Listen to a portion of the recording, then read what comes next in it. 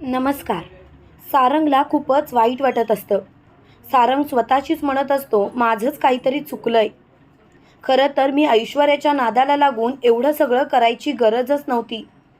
एकतर मी ऋषिकेश दादाचा विश्वासघात करतोच आहे, पण जानकी वहिनीला या घराबाहेर काढण्यासाठी प्रयत्न करतोय. ती हीच जानकी वहिनी आहे जी प्रत्येक वेळेला माझ्या पाठीशी ठामपणे उभं राहिली. कधीच जानकी वहिनीने मला एकटं सोडलं नाही. मला खरंच आज खूप वाईट वाटतंय. त्या जानकी वहिनीसाठी मी स्वतः तयार का नाही? काही झालं तरीसुद्धा मी जानकी वहिनीला या घराबाहेर पडू देणार नाही. ऐश्वर्याचा हा प्लॅन मी उधळून लावेन. काही झालं तरी जानकी वहिनी आणि ऋषिकेश दादामध्ये फूट पडू देणार नाही.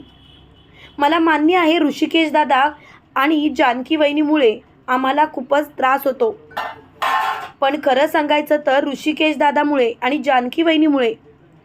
तसं म्हणायला गेलं तर आमच्या वाटेला कोणतंच दुःख आलं नाही, उलट ऐश्वर्यामुळेच त्यांच्या वाटेला खूप दुःख आलंय. पण काय करावं तेच कळत नाही. तेवढ्यात मात्र तिथे जानकी आलेली असते आणि जानकी सारंगला बोलते, सारंग भाऊजी काय झालं? कसला विचार करताय तुम्ही? त्यावेळेला लगेच सारंग बोलतो, खरं सांगू का जानकी वहिनी, माझं चुकलं. खरं तर मी असं वागायला नको होतं, पण माझ्या हातून ज्या चुका झाल्या त्या प्लीज तू माफ कर. त्यावेळेला जानकी बोलते, असा काय विचार करताय तुम्ही? प्लीज हा विचार करू नका. खरं सांगायचं तर तुम्हाला माफी मागायची गरजच नाही. तुम्ही तर अजिबात कोणत्याच गोष्टीचा विचार करायची गरजच नाही आहे. नाहीतरी तुमच्या बायकोला जे पाहिजे ते तुम्ही करताय ना. तेव्हा मात्र जानकी खूपच चिडलेली असते. जानकी शेवटी सारंगला बोलते, सारंग भाऊजी तुम्ही आमचा विचार करू नका. आमचं आम्ही बघू. तुम्ही तुमच्या बायकोचा विचार करा आणि तुमचा संसार टिकवण्याचा प्रयत्न करा. तेव्हा मात्र जानकीला खूपच राग आलेला असतो. जानकी मोठ्याने बोलते, पुरे झालं. आता हा विषयच समाप्त. मला या विषयाचा अजिबात विचार करायचा नाही. त्यावेळेला मात्र जानकी खूप खुश असते. तेवढ्यात सारंग बोलतो, जानकी वहिनी प्लीज मला माफ कर. असं काही करू नकोस. त्यावेळेला लगेच जानकी बोलते, सारंग भाऊजी प्लीज असा विचार का करताय तुम्ही? सारंग भाऊजी तुमच्या मनाला विचारा, तुम्ही कसा विचार करताय ते. त्यावेळेला सारंग बोलतो, मी काय चुकीचा विचार करतोय? जे माझ्या मनात आहे तोच विचार करतोय मी. खरं सांगायचं तर मला आता एक गोष्ट कळून चुकली आहे, ती म्हणजे कितीही काही झालं तरीसुद्धा तुम्ही तुमच्या बायकोचीच साथ देणार. तेव्हा सारंग बोलतो, अजिबात नाही. मी माझ्या बायकोची साथ द्यायचा प्रश्नच नाही. मी फक्त आणि फक्त तुझी साथ देणार. जानकी वहिनी, तुला आणि ऋषिकेश दादाला झालेला त्रास मला सहन होत नाही. जानकी वहिनी प्लीज समजून घे. तू का समजून घेत नाही आहेस? तेव्हा लगेच जानकी बोलते, मला सगळं समजतंय. मला सगळं काही कळतंय.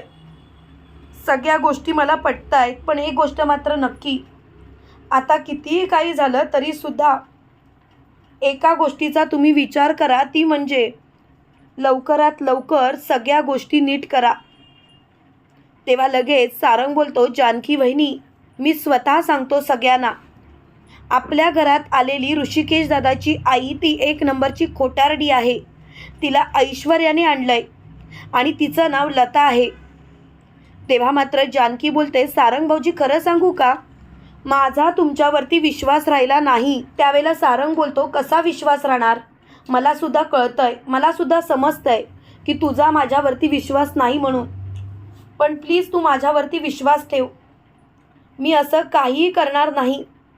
तेवढ्यात त्याने सर्वांना हाक मारलेली असते. त्यावेळेला लगेच जानकी मोठ्याने बोलते, सगळेजण तुम्ही इथे आला आहात, पण मला एकच सांगायचं आहे, मी सारंग भाऊजींना काहीही सांगितलेलं नाही.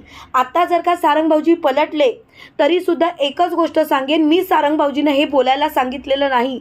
त्यावेळेला सारंग बोलतो, जानकी वहिनी तुझा माझ्यावरती विश्वास नाही.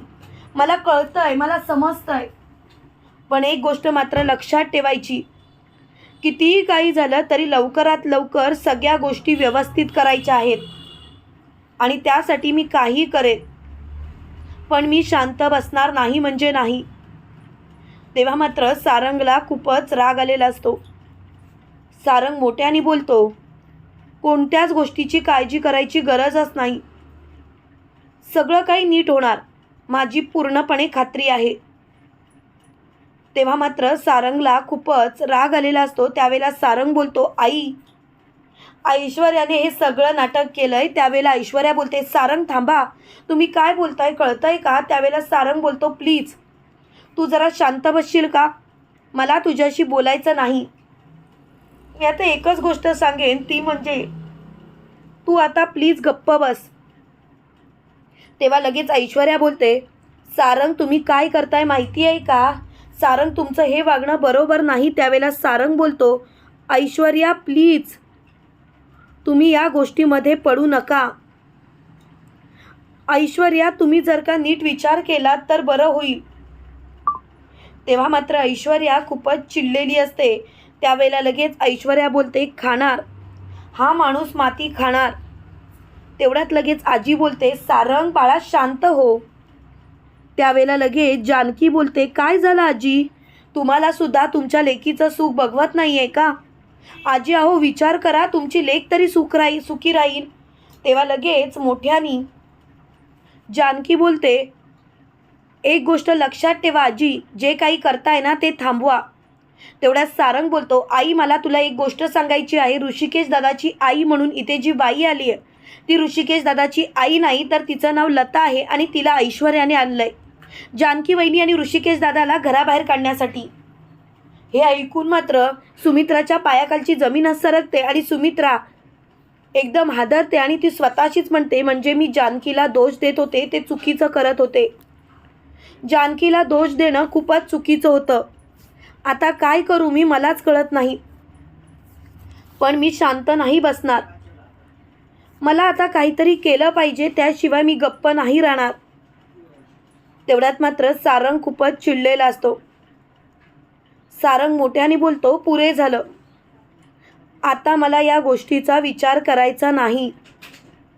खरं सांगायचं तर आता मला या कोणत्याच गोष्टीत पडायचं नाही. तेव्हा मात्र सारंगला खूपच राग आलेला असतो. सारंग खूपच चिडचिड करत असतो. तो मोठ्याने बोलतो, पुरे, आता हा विषय समाप्त. तेवढ्यात आपल्याला असं पाहायला मिळतं की जानकी ऐश्वर्याजवळ जाते आणि ऐश्वर्याच्या थोबाडीत मारत बोलते, लाज नाही वाटली?